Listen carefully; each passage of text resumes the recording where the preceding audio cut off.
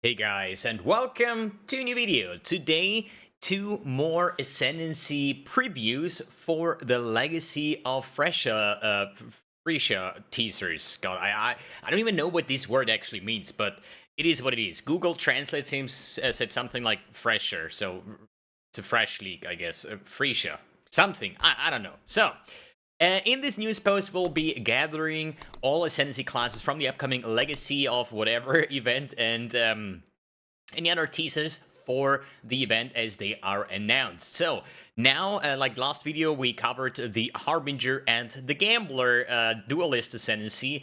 And today we got the preview of the Architect of Chaos / Disciple of the Trialmaster. I guess it's just like whatever name it's going to be. And we got the Servant of Arakaali. So let's take a look at the Templar, the Disciple of the Trialmaster. A budding Val Architect, this Disciple of Chaos experiments with all the deepest secrets of the Val. Many of his powers come with a cost. The Architect benefits from employing multiple Val skills in their arsenal and enhances equipped corrupted items. So let's take a look at this thingy over here. So we have the +3 of all Val skill gems, very, very strong, especially when it comes to spells.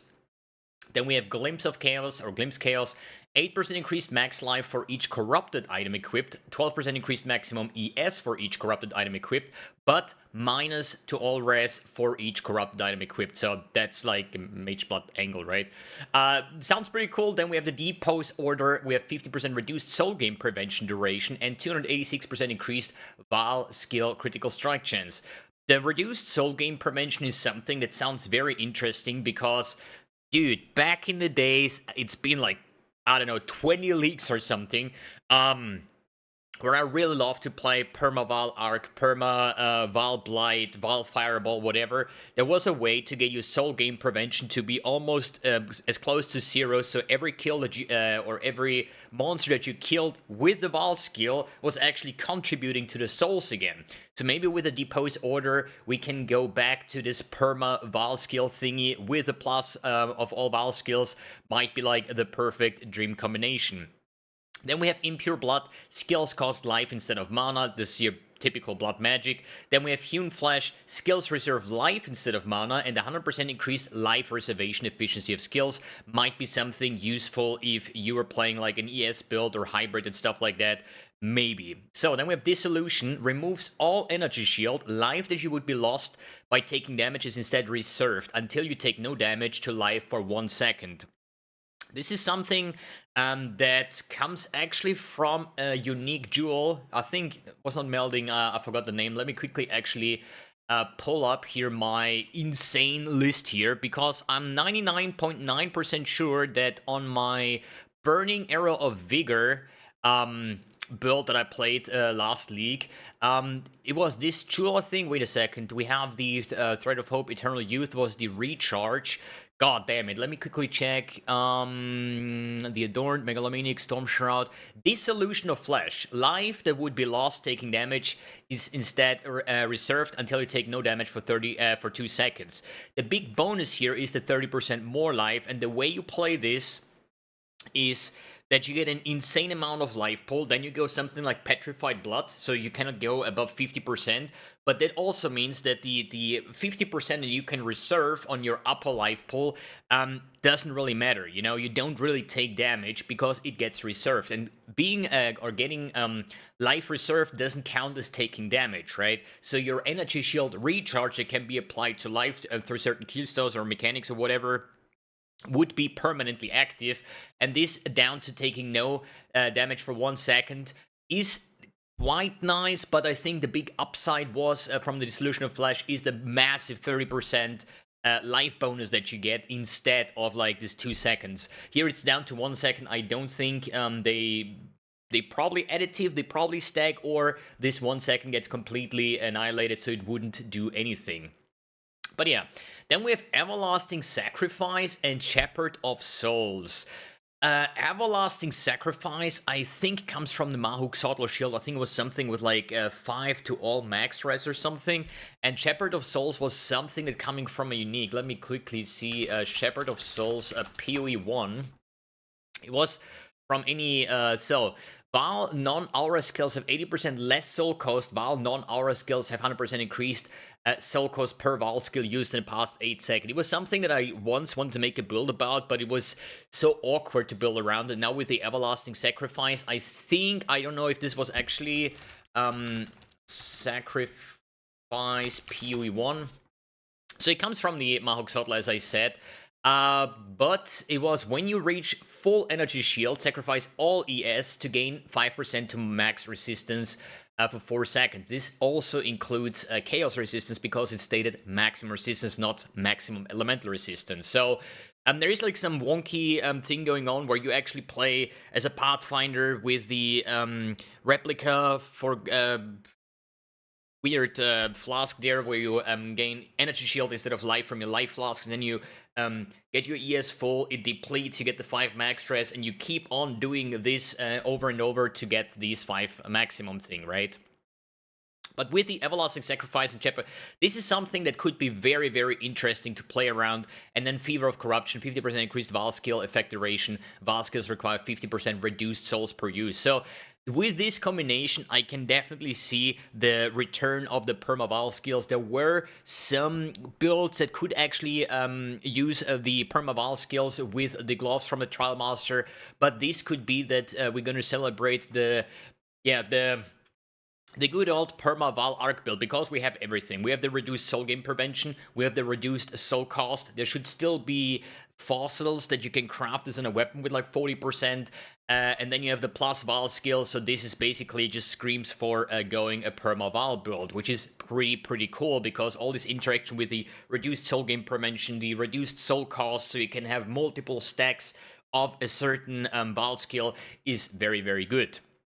And then we have the Servant of Arakaali, tempted by the Spinner of Shadow herself. The Servant does the bidding of the Queen. Arachnophobes stay away because the Servant can both raise spiders to fight alongside or embrace the aspect of the spider to cover enemies in webs. So take a look. We get the Penance Mark, we get raise spiders on kill, we have minions, have 50% chance to poison and inflict wither on hit. We have neurotoxins with minions have 5% critical strike multiplier per wither debuff on the enemy. Wither goes up to 15, so that is like a solid 75% crit multi. Minions base attack critical strike chance is equal to the critical strike chance of your main hand weapon, so that's pretty cool to build around. Then we have the Silk Dancer. Enemies affected by your spider webs deal 15% reduced damage and also have minus 15 to all resistance. And then we have the aspect of the spider skill. Then we have Fatal Bite or Fatal Bite. Gain 30% of physical damage as extra chaos damage while at maximum power charges, and the chance to gain power charges on hitting an enemy affected by spider webs. This could be basically with Ralakesh boots, you could just have this effect permanently up without caring about your power charges.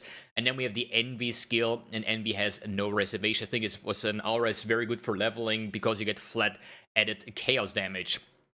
I don't really have too much ideas about this one other than the Trialmaster thing, where I think back about all these like Val skills, but the thing is, I am not a minion player. I think the last real minion build that I played, I think I once played the Golem Mentalist that was like freaking 1945 or something, as like freaking forever ago, and then I think in Blight League it was Chaos Zombies or something, or Carrion Golems, or it's a long time ago. It was not a bad experience at all, but I still not really the biggest minion fan, so I don't really know what to do with all of this aspect of the spider. With the spider webs is a common thing that you use, so that's not something where I say, hey, that makes up for like insane build variation and stuff like that. But I can see neurotoxins, crit minions or something, or poison race spiders, Arakaali's Fang and stuff like that, to be a solid option, but not something where I would say, okay, this is now build defining, we can make something crazy out of that. But yeah, these are the two new ones in the Legacy of the Phrecia League, and the old ones, as I said, the Harby and the Gambler, and the other teasers. Here's like some more ideas about this thing over here. What if this is just like an extra map tab? Because you have like your inventory, 60 slots. I do it usually the way where I have all my maps that I want to run on the right side, so it doesn't fill up my inventory and then I mistakenly put it in my dump tab again. But this could just be an additional inventory slot where you can put in a map like currencies like the maps itself, maybe scarabs and stuff like that, where you just get this as extra inventory slot for the map. So if you roll your maps, you just put in all the scarabs and what you need in like a 20 maps or something, and you don't have to like clutter your inventory, which is also super nice. Could see that definitely getting added to the main game, more or less, if it's something like that. I still don't know, because these weird little thingies over here, maybe it is something else. Maybe you can, I don't know, make this inventory even bigger with a certain currency. I have no idea. This is like my pure speculation. But as for now, I'm still going with the Harbinger Impending Doom character. And this is basically what I've settled on, where I say, okay, what would I do with this Ascendancy, and what do I think that I'm going to League start with? I did this with the Witch and the Duelist. Now we have the Templar and the Shadow Ascendancies as well, but I'm still thinking that Impending Doom Witch, with those increased cooldown recovery rate, plus the area of effect of hex skills, and the Harbinger of Time and stuff like that, might be like very, very cool. Second in line would definitely now be the Perma-Val skills, where I should definitely check out one of my older videos to get a glance or think back on how this actually worked with all this like soul gain prevention and stuff like that. All right, more time to wait, more classes or Ascendancy notes is going to be announced in the upcoming days. I still have absolutely no idea when they plan to release this Legacy event.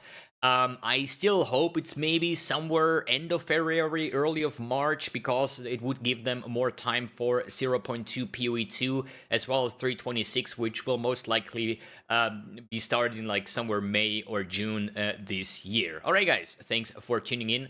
What is your opinion on these new classes? And see you in the next video.